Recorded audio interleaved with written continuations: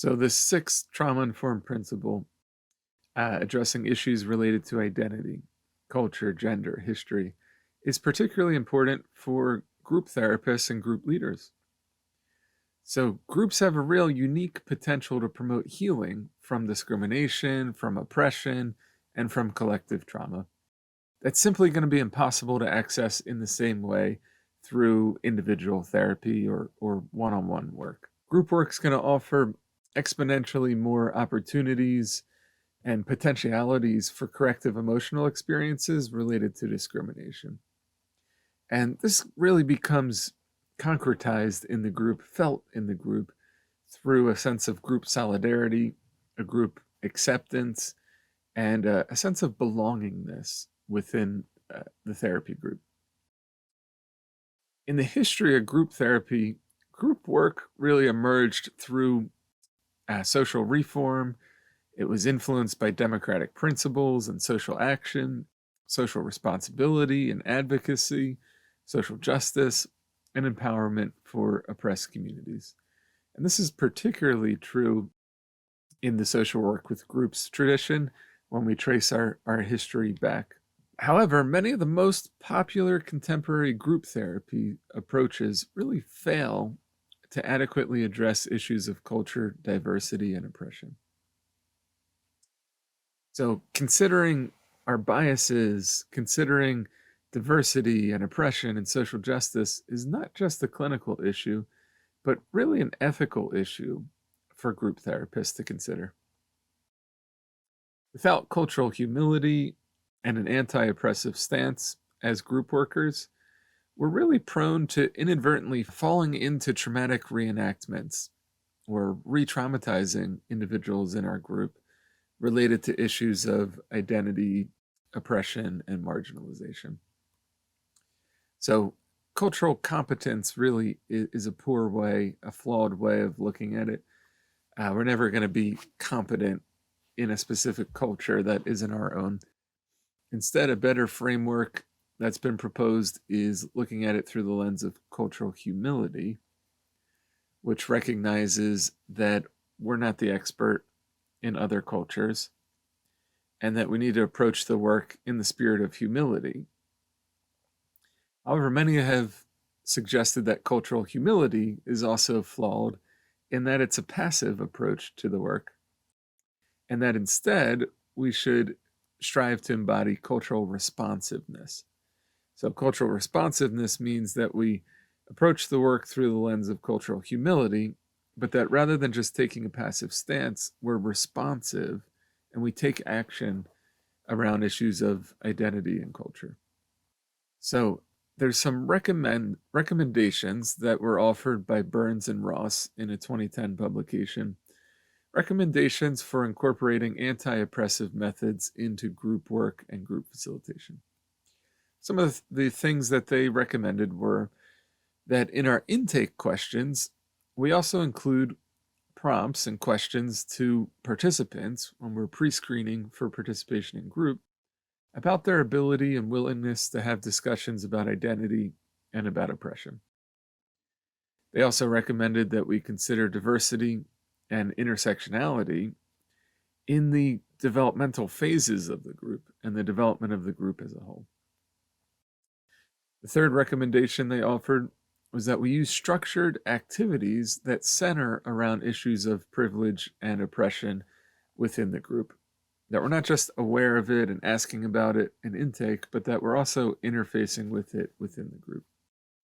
And the fourth recommendation they offered was that we are processing here and now issues related to oppression in the group here and now as they emerge, that we're taking the time to address those and try to work through them in the group experience.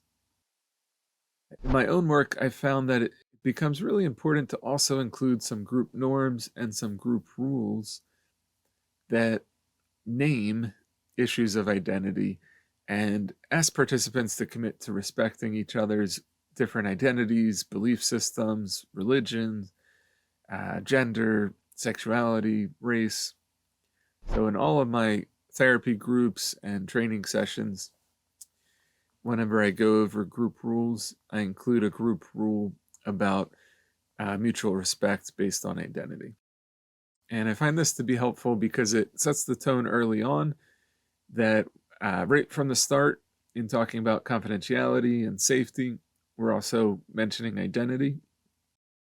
And it's opening up the it's setting the tone, really, and ensuring that the facilitator is the first person to mention issues of identity and opening the door for those issues to be explored throughout the group process and brought up by other group members. So, oftentimes in our group facilitation, we might, or other people in the group might, experience microaggressions during a group therapy session. And so we have to consider how we're going to respond to microaggressions in real time. We can't just ignore them.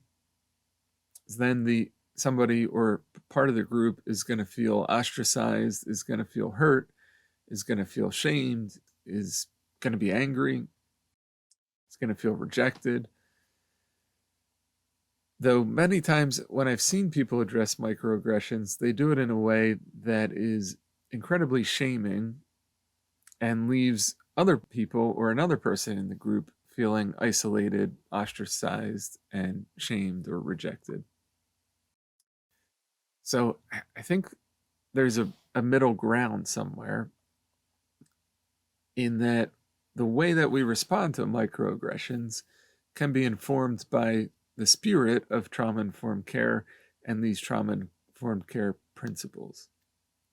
So how do we respond to a microaggression while promoting a sense of safety for the person we're responding to, but also preserving the safety of the rest of the group? By embodying the spirit of transparency, trying to recultivate a sense of trust in the group after a rupture is caused by the microaggression. By leveraging peer support in the aftermath of a microaggression or the midst of a microaggression. By addressing it in the spirit of collaboration and mutuality, holding on to a sense of respect for the person who made a mistake and engaged in a microaggression, while also challenging them to reclaim a sense of respect for the people or person that they directed a microaggression towards. How do we empower individuals in the group who are hurt by the microaggression to speak their truth about how they experienced that? And how do we empower the person who engaged in the microaggression to take accountability for their action, their behavior? So I think these trauma-informed care principles can really help guide us in our responses to microaggressions. So often I've seen facilitators respond to an individual who engages in a microaggression by reciprocating and matching, or even outdoing their anger, shame, or rejection, and projecting that all right back onto the individual, which really is not helpful, I think. In many ways, the person who's engaging in a microaggression might not realize what they've just said is harmful to others. And many people engaging in microaggressions are really engaging in the psychological defense mechanism of projection. That they're projecting something out onto another group. There's a great book by a former Gestalt therapy trainer and social work professor at Bryn Mawr College. The book is called Encountering Bigotry, Embracing Projecting People in Everyday Life. And it's exploring exactly this.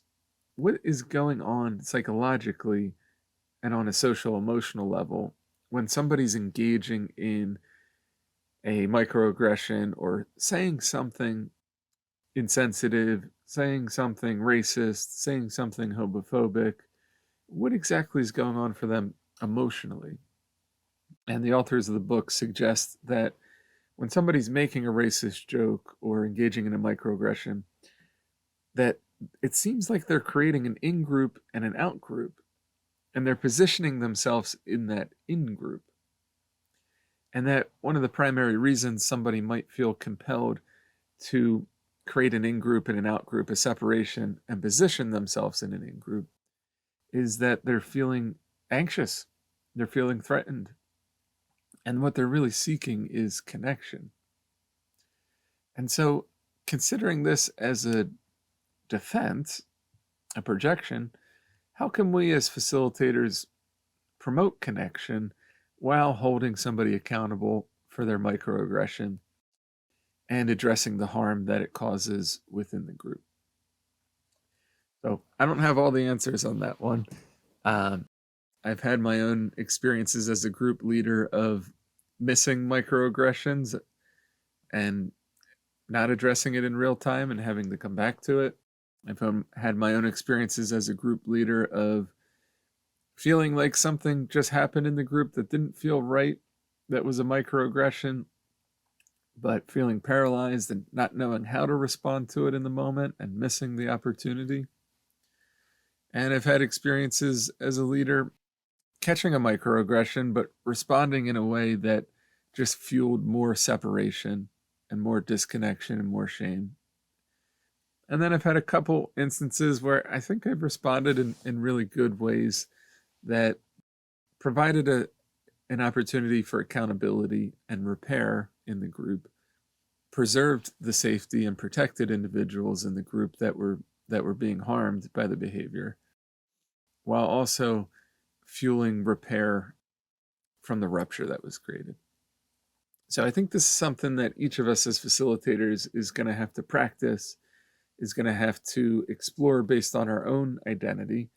The way I respond as a white, straight, cis guy leading a group, the way I respond to a microaggression is probably going to be different than somebody else with different identities. My own personality and style might be different than other people's personality and styles.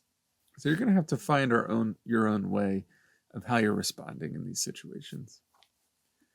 So I really want to encourage you to reflect on this for a bit.